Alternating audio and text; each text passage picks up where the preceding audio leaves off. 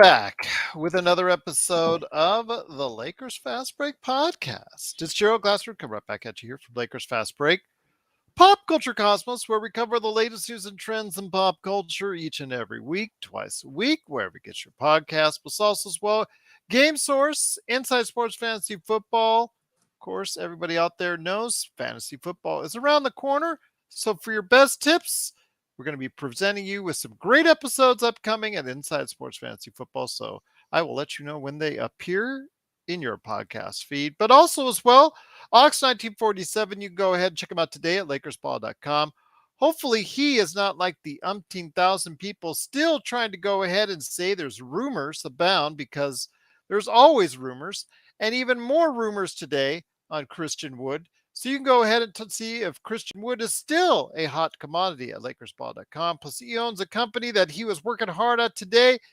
It is, of course, Simblades. Simblades with the Y.com.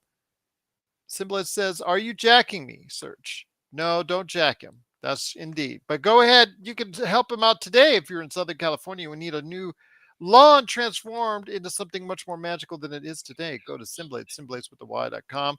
Plus, also as well, our good friends Jamie Sweet and Laker Tom, who were about an hour's worth of talking over each other. If you got a chance to check out the most recent Lakerholics episode, I was just, like I said, I wasn't even planning on being in that episode, but Jamie was having some problems.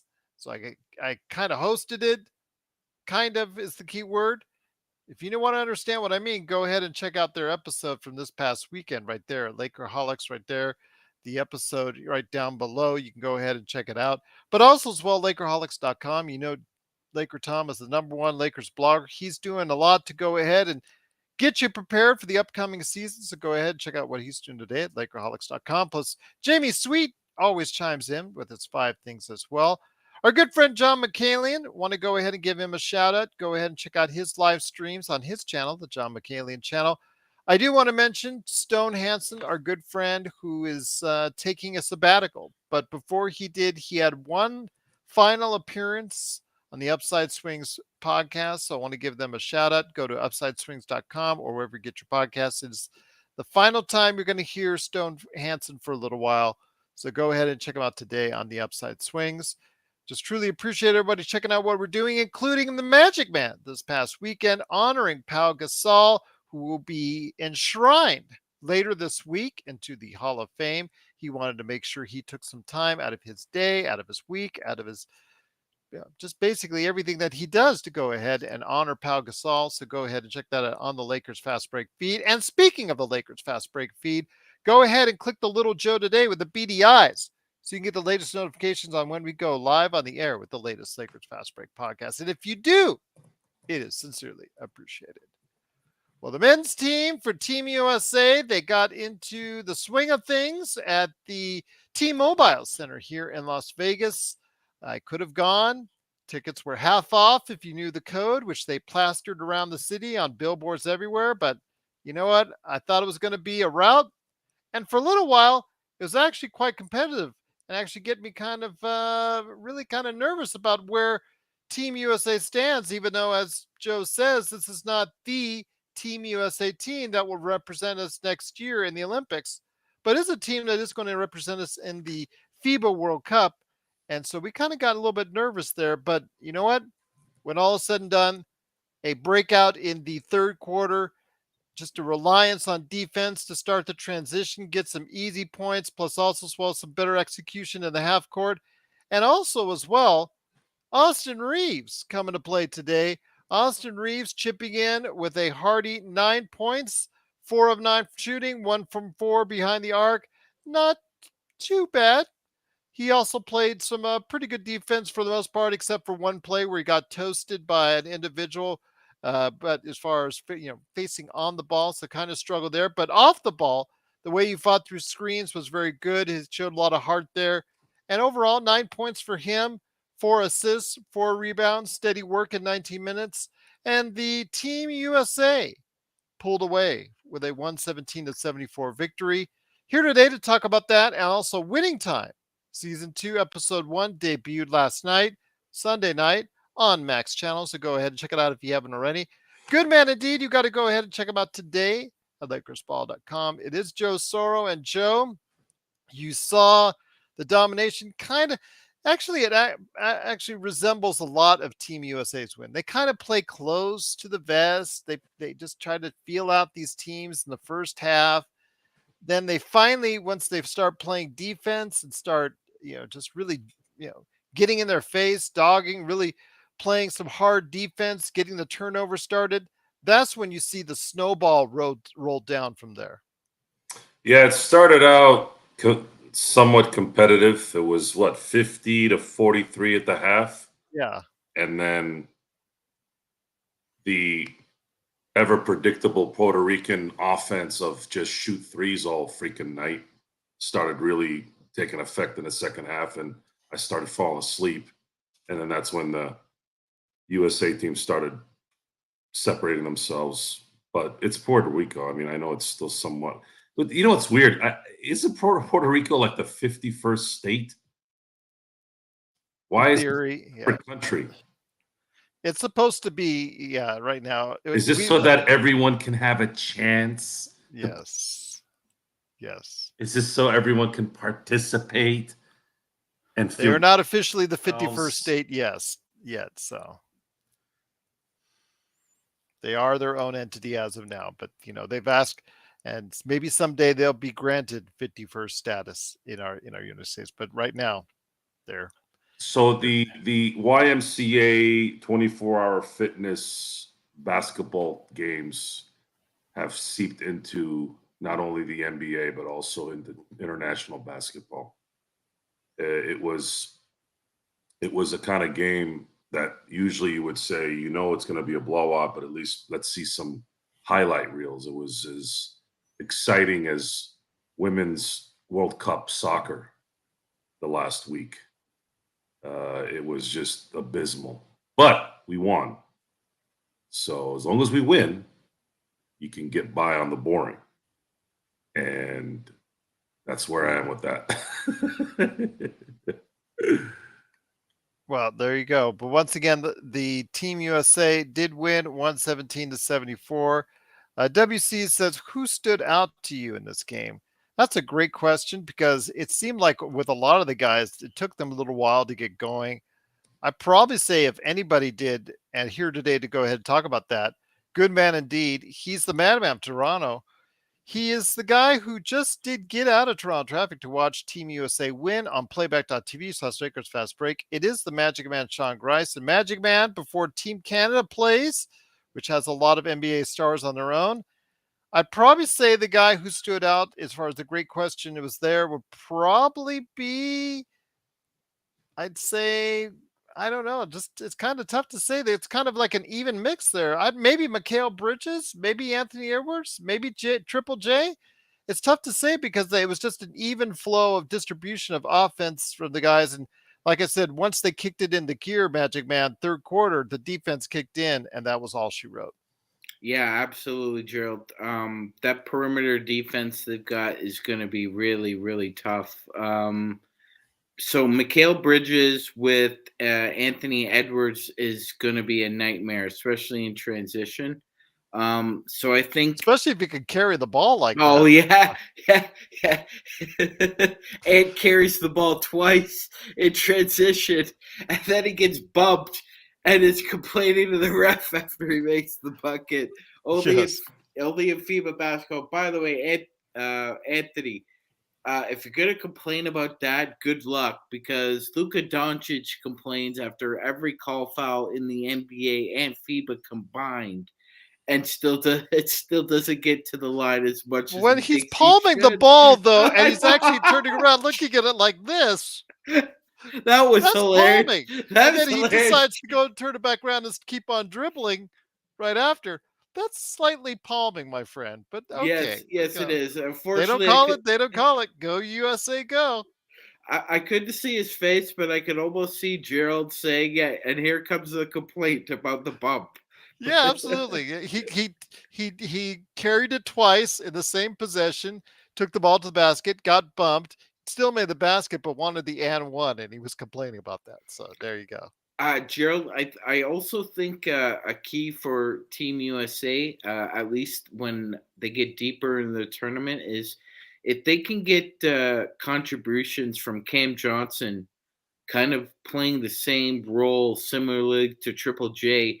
That'll go a long way, because I do realize that they're trying to feature Paulo Banchero, but Banchero just doesn't have the same kind of I just say just that vet experience and Mhm. understanding their role. I mean, it just seems that Cam Johnson and Triple J are just in a better position, even though 7 of Banchero, 10 for Cam Johnson today. So yeah, there you go. yeah. So I think the USA is definitely going to be relying on Austin Reaves and Halliburton off the bench to try and help create for Cam Johnson, Josh Hart, and the rest of those guys, because they don't really have a true playmaker off the bench, Gerald. So they're going to have to be, well. I mean, Halliburton, yes, but yeah, as far as FIBA goes, you're going to need at least two on the floor at all times, and at least with Austin Reaves with them, um, it gives them a little bit more mustard. One thing that we talked about though with Team USA, Joe, is the guard play, and absolutely what Sean had said about the backcourt, about the fact that from 1, 2, and 3, they really are stacked as far as the number of players they can throw at you, whether it's Austin Reeves, whether it's Jalen Brunson, whether it's Tyrese Halliburton, whether it's Anthony Edwards, whether it's even Mikal Bridges and Brandon Ingram, if you want to go that route. That's a lot of versatility for you as far as what you're looking at. I mean, we didn't even get to Josh Hart, who was sitting at the end of the bench on this one. But my friend, when it comes down to it, I really like the point guards. The point guards are really looking good as far as that's concerned. Jalen Brunson with 11 points and 12 rebounds. Tyrese Halliburton with 7 points and 12 assists. That to me, I think is really could be a strong suit for the team going forward.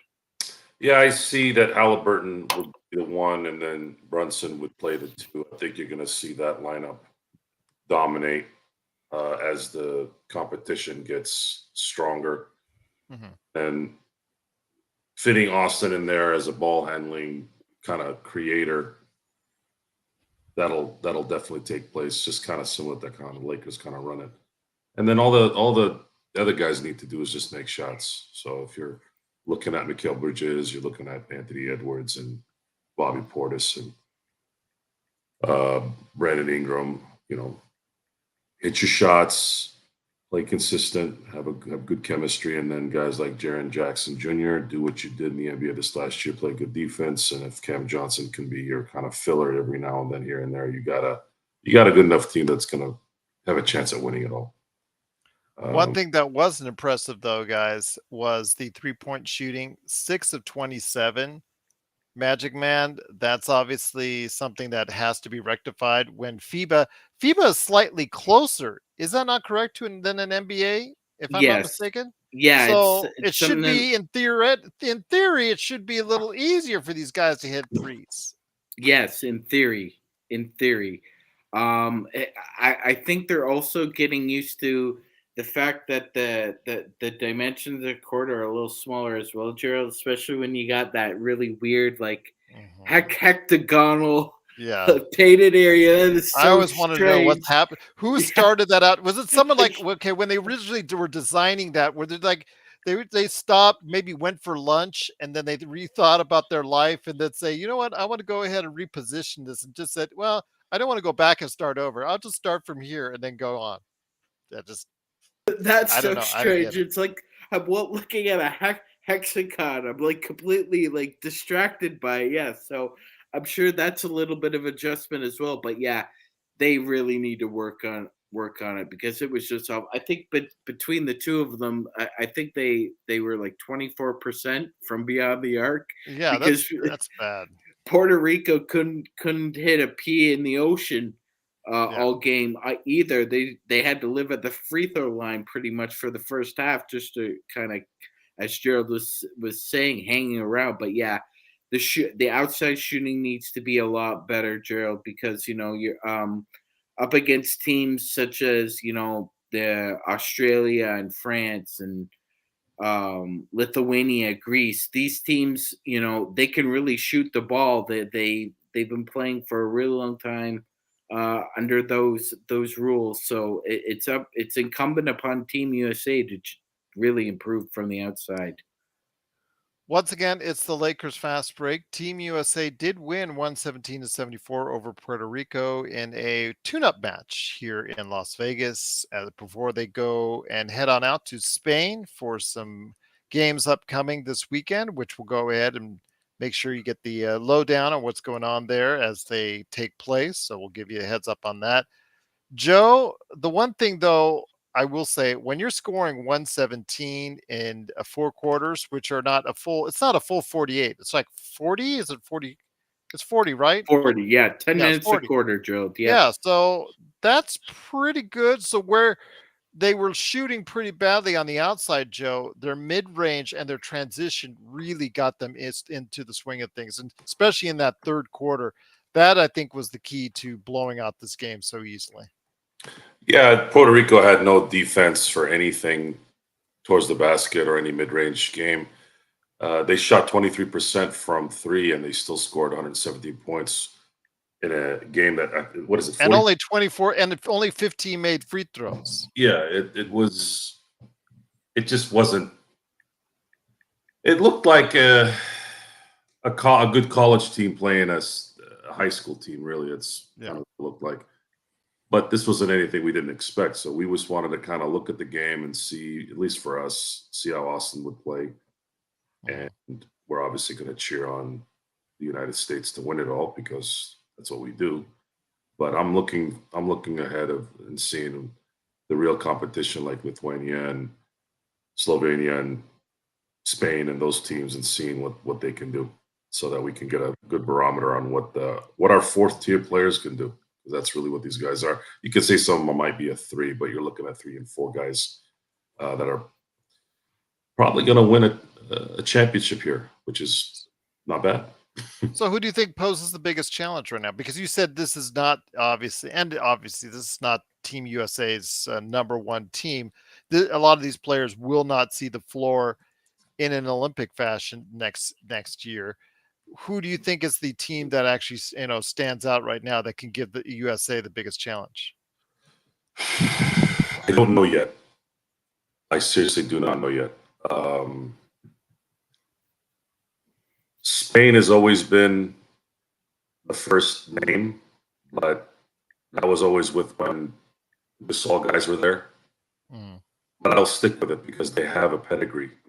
So if I had to pick someone right now, it could be Spain. Could be Spain. There you go. I'd say Slovenia obviously is like you mentioned earlier. Even Canada, France. I don't think France yet because France I don't think is bringing everybody that should be on that team like USA will be there. But Canada, my friend from Canada, is a team to watch out for because I don't hear of anybody that's skipping Canada right now. I think everybody is playing, including Shai Gilgeous-Alexander. So tell me your thoughts on Team Canada. Are they ready to go ahead and really make a mark for themselves in this World Cup? They're gonna, yeah, Gerald. There's never been a better time. The spotlight will be on them. I think outside of the United States, they have the best roster. I also think that this is put up or shut up time for the squad as well. Internationally, they've been darlings before. They won a Gold Cup about 20 years ago from as a soccer team. The women just recently won the Olympic gold. So there's some pressure that Canada Sports wants to see the men go pretty far in the tournament. I don't think they have the expectation of a gold or bust, Gerald. But you're right. There's never been a clear opportunity for them, especially with everybody on board this time. I mean, there's nobody skipping out here. So I think it's a well earned opportunity, and if they did make the final, they would likely be facing the United States because both Canada and the USA are on opposite sides of the bracket. So if they were the last two teams left, they would be on each bracket. That would be the final game. Once again, it is the Lakers fast break. Team USA did win in a tune-up match here in Las Vegas, 117-74 over Puerto Rico. I think before we go ahead and head on to what we're talking about else here in the world of basketball here at the Lakers fast break, Joe, again, you can't take a whole lot from this game, especially after they turned it on in the second half. These are one of those tune-ups you've seen many times before where they just beat everybody like by 50, 60, 70, 100, whatever. And it isn't really until the big matchups come where you actually see what Team USA is all about. Is there anything that you can gain as far as from what you're seeing today? Or really, do you have to wait and see until they head over to Spain this weekend? Basketball has gotten very dull. It's gotten very redundant in every way. Today was a good example of the fact that you had Puerto Rico, who doesn't have enough talent. All they did was shoot threes. And then you had a team like the United States try to do the same thing, stink at it, and still win by 30 plus. And it's not pretty basketball. It's just not pretty basketball, and that's one of the things that I think we're losing a little bit of with basketball, where we're just not we're seeing boring basketball. I seriously just did not enjoy watching the game today. There were times when the dream teams, we knew they were going to blow the team up, but there was some kind of feeling while they were playing, something where you were going to see a no look pass or a really cool alley-oop and something like that. But we didn't see any of that today, and it's not likely we're going to see it during the tournament. So we just have to sit here and just cheer them on to win and bring home the gold and go from there. I hate to be somber about it, but it's what I watched today. It just wasn't exciting. Magic Man to close out this part of the conversation on Team USA's victory.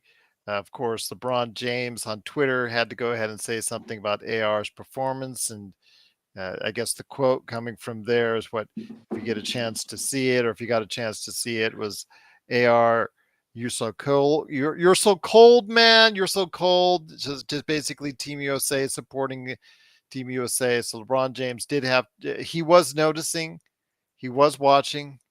I mean, that's a good sign that he's keeping the interest level high after what happened with his family, what happened with his son, that he's now focusing somewhat on basketball once again. Yes, that's wonderful to see and to hear, Gerald. And you know something? He's right. In the first half, Austin Reaves was the best player on the floor, even though he was in the starter in this scrimmage. And rightfully so, LeBron's still paying attention. And as Gerald said, that's good for a couple of reasons. One, it means that he's able to focus more of his attention on his peers, his friends, his teammates, because his son has made a fantastic recovery so far. We still wish Bronny well on his road to recovery from the traumatic event, and to that LeBron's still paying attention to Team USA, Gerald. I mean, like we said, he's probably not going to be playing in the Olympics next year, but he's watching and paying attention to see if maybe. I know I understand what Joe's saying, but it wouldn't shock me if one or two of these guys have a really good tournament and end up showcasing themselves for an opportunity to be on that Olympic team.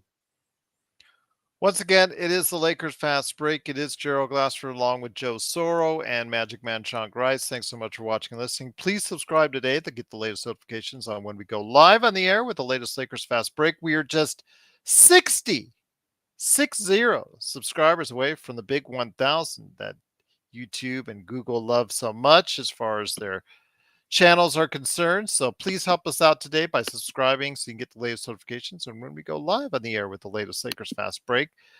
But one thing that Joe wanted to talk about, and I know that a lot of people got a chance to check it out already, was Winning Time.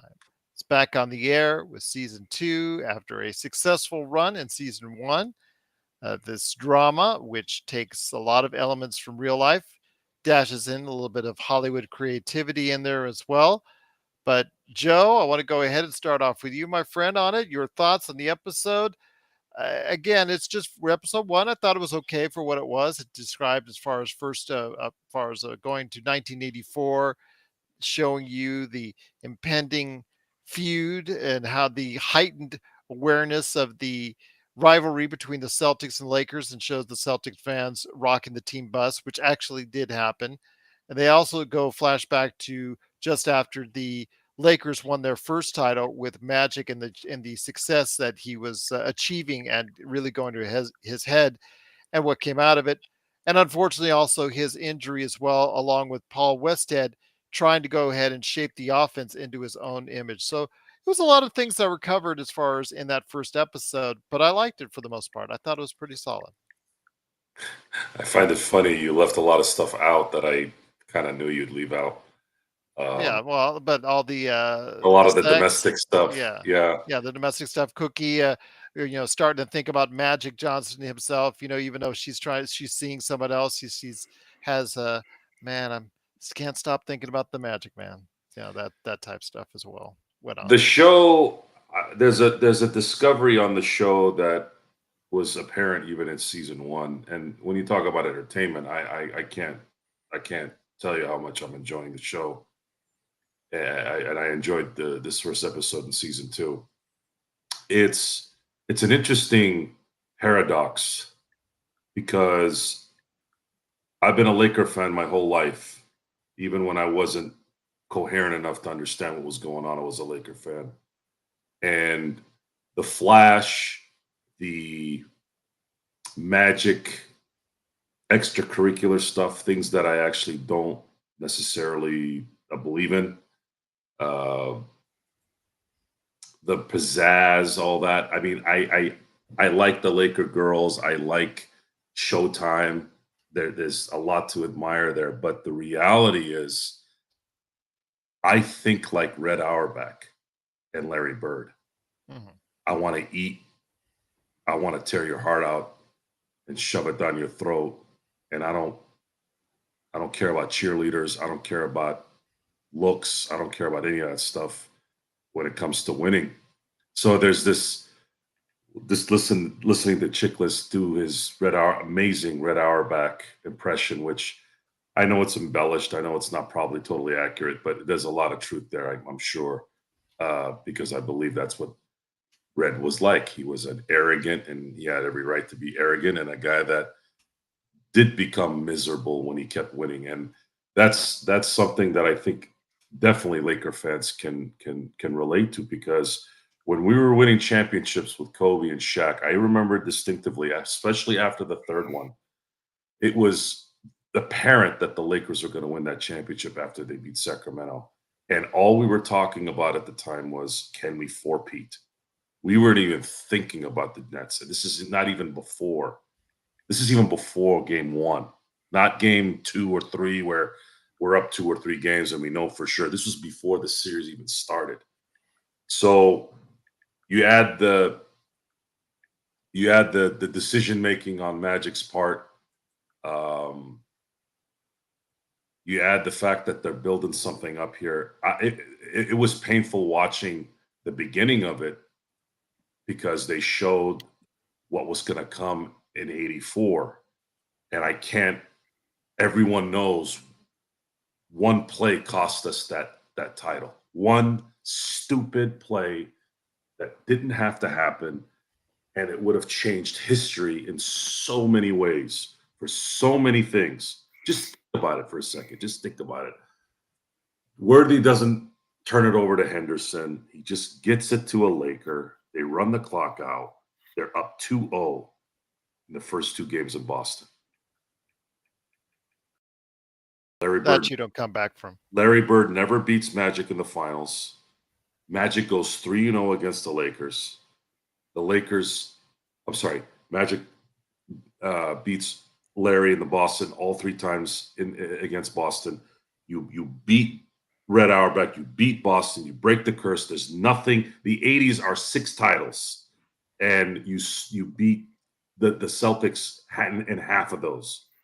You are and then of course right now the Lakers are sitting on 18 while Boston's sitting on 16. There's so many other things too. There's so many other things. Magic has another Finals MVP. Magic has 6 titles. How does the argument between Michael and Magic change if Magic is sitting at 6 with 4 Finals MVPs? And not only that, he won his 6 titles in the most competitive era of basketball ever, in any league, in any era. That one play. So when they say one play, 1 inch can change everything. James Worthy's turnover to Henderson changed record books, legacies, so many things. And that's how they started the show. And you're already like zoomed into it. Because I was angry the first 60 seconds of that show. I couldn't get that damn pass out of my head. It took a minute to get into the story to get it out of there. Because I know they're going to get there. And then we're going to have to listen to Red Auerbach tell Jerry Buss, I told you I still own you. I told you I still own you. Because at that point, the Celtics win in 81. The Lakers come back, win in 82. But then the Lakers get destroyed in 83 because Kareem couldn't play against Moses Malone. Moses Malone had his breakfast, lunch, his brunch, his mid-evening snack, and his dinner, and his late protein shake. And yeah, losing just sucks.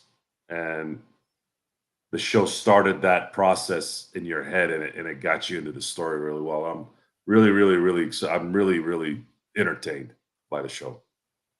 There you go. But one of the things Magic that was presented in there, outside of Michael Chiklis, who you said was a great Red Auerbach, many people know him from other roles as well. The Shield, it most comes to mind as far as his starring role there.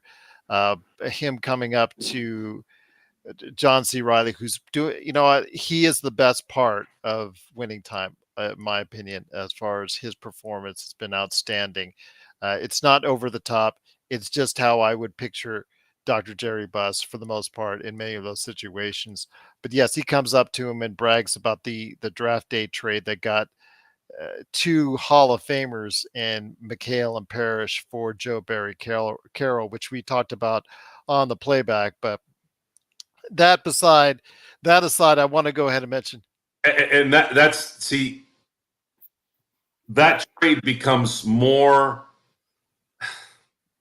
That trade is lessened because we're enamored with the result, right? The result is the Celtics won the championship in 84 because Red Auerbach was an innovator. He drafted Larry Bird in 1978, 6th overall before he was even, and at that time, that's how the rules were, right? They got him a year early because he knew what was there, and everyone else all the owners were basically like Jack Kent Cooke in terms of knowledge of what was going on, so he had a leg up on him. But though that trade becomes less significant, at least in the era of basketball, if Worthy doesn't make that turnover. It's one mother flipping turnover that kept the Lakers from winning 6 championships, going 3-0 that decade. Magic going 3-0 against Bird, 4-0 against Bird, actually, if you count the NCAA championship. Well, technically 5 if you count his executive in 2002 while he was coaching. I mean, it's just this is the part that just burns. It just burns, and it didn't have to happen. It didn't have to happen, and it just, that beginning part of the show, it just keeps festering, and you know it's coming, and you're gonna have to eat it. Yeah, they came back in 85, right? That's always the response. Well, we got them back in 85, and we got them back in 87, and I've always said it doesn't effing matter what happened in 85 and 87. What matters is we should have won in 84. We should have won in 04. We should have won in 08. You want to say that we didn't have a chance against a determined Michael in 91? I'll buy that one. You want to say that 89 was the Pistons' year? I'll buy that one. You want to say 83 Philly, they had the perfect team at the perfect time? Fine. But the Lakers should have won in 84. They should have won it, and it changes so much damn things if they win that series. We're not just talking about Michael Jordan anymore, being the greatest. Magic is in there, and you couldn't get him out of that table, that same table. Think about it for a second. Just think about it. Once again, it's the Lakers Fast Break. We're talking Winning Time. Season 2, Episode 1 is already dropped on the Max channel. Hopefully get a chance to see it if you haven't already. Again, if you're a big fan of the Los Angeles Lakers and dramatized version of those days in the 80s right now, go ahead and check it out because it does get a little bit creative with some of the things that went on, but some of it is based off of fact and stays within that. One of the things, though, that gets a little bit creative is a game of Monopoly between the Buss family, or most of the Buss family. There is, even though they didn't know too much about Lee, who they gave up for adoption, and could not have been there. They still had 3 of the 4 siblings for the Busses. Janie was not represented on the show, their Magic, which I thought was a little bit of an oversight. But okay, I get it for playing Monopoly, whatever. But the thing is that Dr. Jerry Buss lambastes his boys for not being cutthroat enough when the opportunity arose, seeing how they should be doing just that, whether it's Monopoly or in real life. Your thoughts on this, my friend, because they were all given opportunities to own sports franchises to varying levels of success later on as the things planned itself out, which I'm sure they will cover into some detail on the show. But your thoughts on the Buss family dynamic on this show as well. Yeah, obviously, Gerald, I understand that a lot of it's fiction. Some of it is from the great Jeff Pearlman and his journalistic POV into the Lakers family dynamic. Who I actually had an interview with on more than one occasion. So check out my 2 interviews with Jeff Pearlman in the archives. He was a great interview, and I truly thought that was very enjoyable having him on the show just before this series aired, I think. It started airing, yes.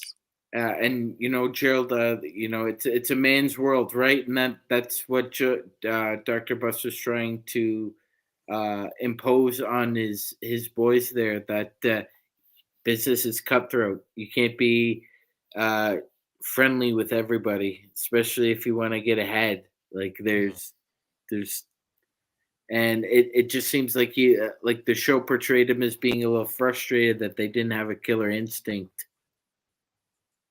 Well, I'll tell you what, though, was very interesting to see how that dynamic played out on screen.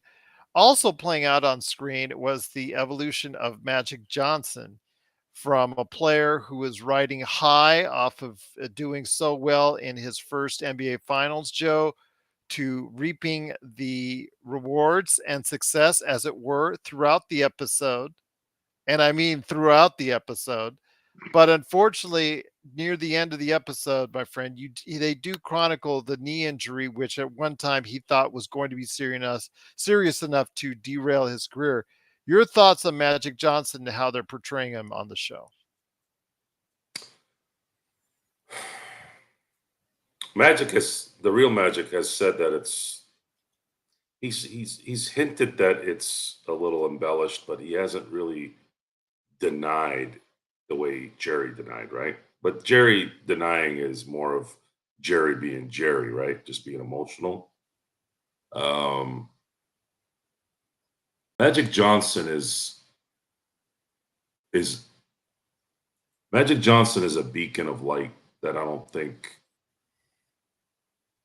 I just, it's hard to not like Magic Johnson, even when he screws up. He's just a bright light.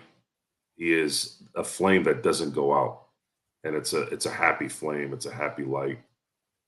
and he wants to help people. He wants to be liked by everyone. He wants to like everyone. He wants to accept everyone. The guy is the epitome of just a worldly person, and making bad decisions in that situation was the part I liked. Is his brain trust, his business brain trust, was trying to create. And I don't know if this happened in real life. I wouldn't be surprised if it did, because people are scumbags, and I say scumbag that's an understatement. And I like how his parents brought him back and said, "Is this what you want? You want your blood out there, and you're not doing anything?" So in the end, he takes care of what he's supposed to take care of, even though it was a mistake, which is what magic would do, no doubt. It's what magic does. Magic doesn't run away from things, right? Even though he was getting all this pressure. So that was a good part. That was a good part. That was a realistic part in my book, for sure. That pretty close to probably what happened. And I love how his dad told that guy to go eat it, in so many words.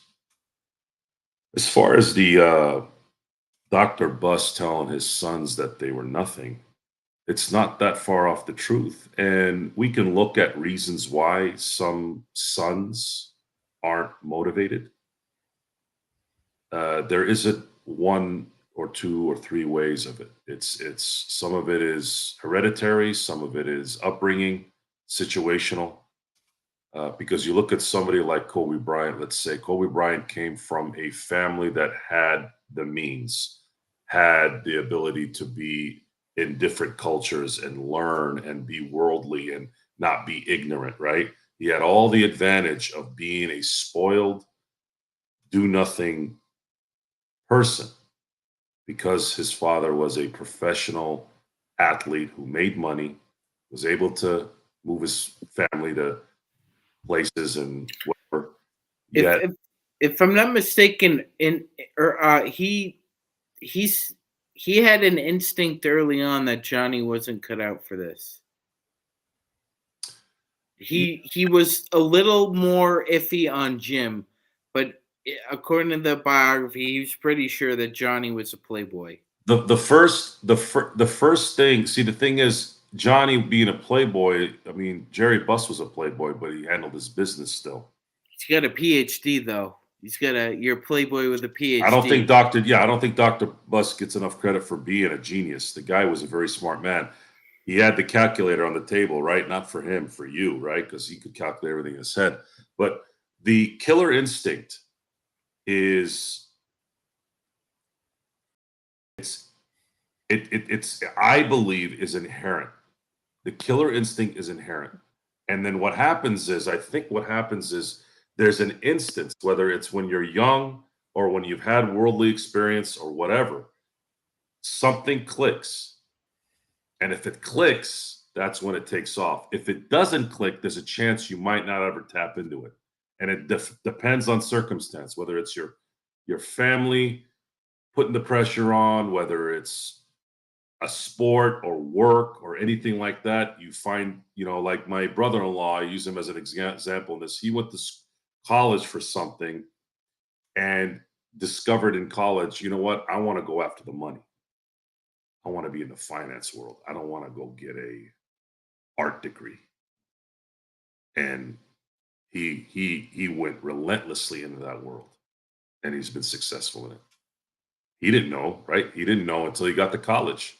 He wanted to be an art major because his family were always involved with designing clothes or drawing or whatever. But he discovered his killer instinct was in, I want to do this. And that sometimes happens.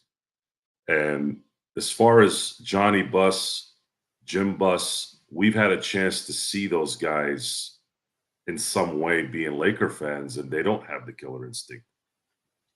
They just don't. And I don't know necessarily if it's anything other than it's just kind of how things played out. And Jeannie, they try to hype up that Jeannie is Dr. Buss. I don't believe that is the case either. I believe Jeannie Buss just enjoyed what she was doing and she put the work in. But I don't think she had any of the killer instinct that her father had, or any of the other guys that had killer instinct. It's just she was in a man's world and she came out of it. I always say it's kind of like a nice version of Cher and Madonna. Madonna and Cher put their foot down in the man's world and said, "You're going to listen to what I say because that's what I said." And they were able to control their careers doing that. And if you want to play with the sharks, you're going to have to turn into a shark. Problem is, most don't. Most end up hitting a wall. Most end up blaming things and doing that. They don't go through. They don't just kill the other shark. And Jeannie, the stuff that's put me off with Jeannie is the fact that she's connected with players and coaches. You know, I'm not a big fan of coercing with coworkers like that. I think there's a conflict of interest there, and I think it's kind of unprofessional. But with that, the show is just building up to something here where we're gonna see the result of the 80s and what was the greatest competitive era of basketball. It's what birthed the NBA game to the world, and then want to see who's going to end up playing Michael Jordan. That's going to be an interesting one because their casting has been phenomenal. Can't wait for that. Looking forward to it, especially when it gets to hopefully later seasons, but we'll see. It's all dependent on if you, the viewer out there, continues to watch. Winning Time so far, it's been a pretty good watch.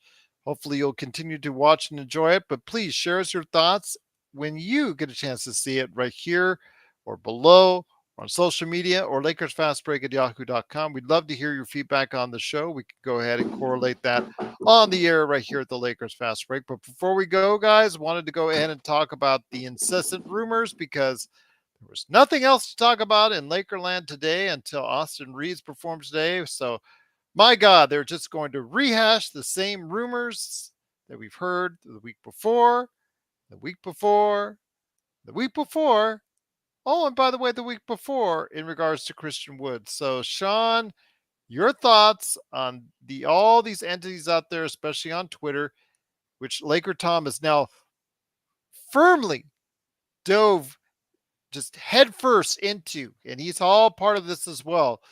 As far as everybody just going ahead and just talking about these incessant rumors, which still are rumors, which have been rumors, which continue to be rumors about Christian Wood.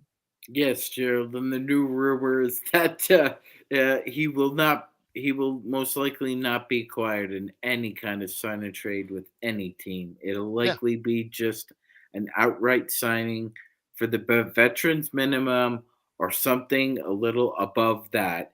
And if he does decide to take a little bit above the veteran minimum to play for, I don't know, Orlando, Chicago, New Orleans. Serge, we haven't been talking about Wood.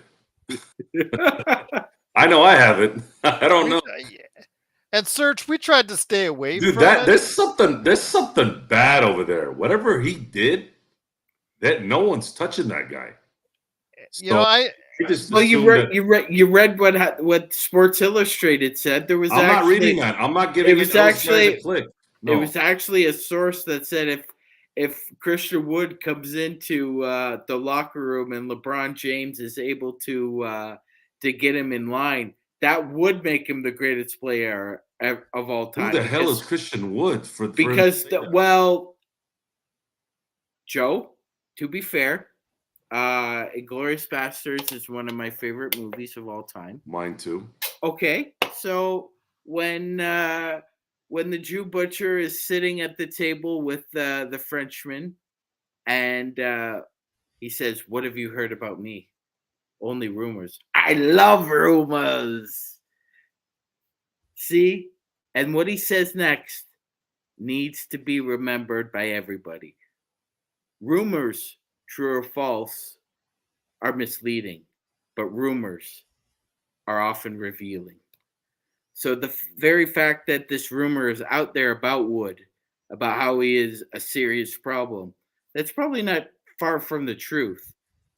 Again, a lot of these guys want to see each other do well. See, when somebody gets a big contract in the NBA, normally that means the next guy is in line, and they all root for each other. But it's hard to root for somebody who keeps self-sabotaging themselves, and that's what this guy does. He self-sabotaged. Gerald's gone over it. He self-sabotaged himself in high school. He self-sabotaged himself with the UNLV Red Rebels. He's done it with Detroit, Milwaukee, New Orleans. God, like almost half of the teams in the NBA. If he doesn't want to sign the vet min, see you later. No big loss. If he wants to sign it, that's great. Brings a little bit more balance to the offense, and that means that he's probably going to be on his best behavior too, Gerald. Because if he's not, he's getting the boot. To show you how bad it is, we've lost 2/3 of our audience based off of Christian Wood talk here in the past 5 minutes. So that shows you how much interest there is from Lakers fans out there. So it was there before we started talking about Christian Wood. No, it was in the double digits. Now it's no longer the case. Yeah, it was. So I will just say this though. Again, Christian Wood, the rumors, it is what it is. I'm just tired of it. I'm trying to avoid it. I know Laker Tom and Jamie Sweet love to talk about it, and they were still talking about it this weekend at Lakerholic Spotlight. That's great for them. Again, for us here, it's almost a joke at this point. And I think that's the best way you can say it. It's at this point. Either he signs and commits to something or just be done with it and move on. Because at this point, it's like, if the Lakers have most likely offered him something and he's turned it down, then I don't know what he's waiting for, because he ain't going to get it at this point. It's just as simple as that. So, I think we're just all tired of it. You just take the deal, what's in front of you, and go from there. I think more important than anything is the Lakers season needs to come so we can get the ball rolling. Absolutely, indeed. But once again, it is the Lakers Fast Break. We truly appreciate you being out there, whoever's left. I know, like I said, talking about Christian Wood seemed to drive our audience away, which tells you how frustrated and tired they are of hearing about Christian Wood. But before we go on out, guys, I want to give you a heads up on what's going on. What I have scheduled, we don't have, if our guests for some reason don't make it, we're going to go ahead and still provide you some great Lakers Fast Break programming. But I got Matt Moderno scheduled for tomorrow at 5 p.m. Pacific, 8 p.m. Eastern. On Wednesday, I've got the actually Magic Man set up Wes Morton from Peachtree Hoops. That's coming to you at 7 p.m. Pacific, 10 p.m. Eastern. And on Thursday, I've got Jennifer Matthew Lewis talking about Charlotte Hornets. She returns. She was a great conversation last year. Looking forward to what she thinks this year about the Charlotte Hornets. And that's going to be on Thursday at 5 p.m. So looking forward to that as well. But guys, great win by Team USA. I'm still on the fence on exactly how well they'll do, because again, these games really don't prove anything or showcase anything really about what's going on with Team USA, except the fact that they couldn't hit a three to save their life. Any last thoughts, Sean? I'll go with you first, and then Joe. Any last thoughts before we head on out? Yeah, Gerald, I'm glad that Austin Reaves played well in the first half and was able to walk out of the arena without the help of somebody else, crutches, a wheelchair, any of the above, that he was fine, healthy, and that's what I was most happy about. Joe, again, right now we're stretching for content as best we can. I think we're doing it better than anyone out there. I think everybody else is just like retreading stuff for the 15th and 16th time. Any last thoughts before we head on out? I guess just bring home the gold. They better. We'll continue to watch it. We'll put it on playback. We'll try to keep the content coming. But this is the dog days of basketball, and we gotta just continue to do what we need to do. Austin Reaves did have the biggest ovation of all the players, but Kurt, it's all because of the fact that Las Vegas is Los Angeles by proxy. So many Lakers fans are here in Las Vegas, including myself. So it's no doubt that he's going to get the biggest ovation, and if he gets the biggest ovation in Spain, that's going to be something different indeed. But we'll go ahead and talk about that if that happens right here at the Lakers Fast Break. But right now, we're going to go ahead and say to you out there in the chat, the world's best Lakers chat room that's out there, the Lakers Fast Break chat, we thank you very much for watching and listening. Again, tomorrow, we got more NBA team previews on the way. Matt Modano from the Believe in Wizards podcast. I think he's on a lot with Gilbert Arenas. He's on talking a whole bunch of stuff with the Washington Wizards. I know he does a lot of written work as well on the team. He covers them quite closely. He's going to be talking about a team in rebuilding in regards to the Washington Wizards and what their future will be like, whether or not Kuzma will get traded. How will Jordan Poole handle his time away from the Golden State Warriors? And we'll talk about all that good stuff and where they fit for their future going forward now that they're looking like they're finally doing a rebuild. Plus, I'll ask his opinion on the Lakers as well. So there you go. No, I disagree, Joe. I disagree. Las Vegas is good for plenty of things, including the Los Angeles Lakers. Yep. One thumbs up right here. That's all that matters. Oh, he's not even on the screen. He's not even on the screen. Your numbers might go up if I'm off the screen. You don't have the no, button. They want you to rant. That'll get the numbers up always. I don't know. We lost a half our audience and our subscribers. No, we gained a couple people back. Yeah. Yeah, we did. We stopped talking about Christian Wood. There you go. But for plus we'll get to dump on the Clippers a little bit, Gerald. That's always pleasant. Yes, that's always pleasant indeed. But thanks so much, everybody, for watching. It's truly appreciated. It is Joe Soro, Magic Man Shug Rice, and me, Gerald Glassford. We'll be back tomorrow with an NBA team preview of the Washington Wizards, talking to Matt Modano. Hopefully, if everything goes through. If not, we'll be talking Los Angeles Lakers. Hopefully not Christian Wood, unless he actually signs something tangible, which I don't think will happen, but we'll wait and see. But it is the Los Angeles Lakers. We're going to go ahead and talk all about them. Keep on going. We're going to provide you with more great content. It's on the way from all of us right here at the Lakers Fast Break Podcast.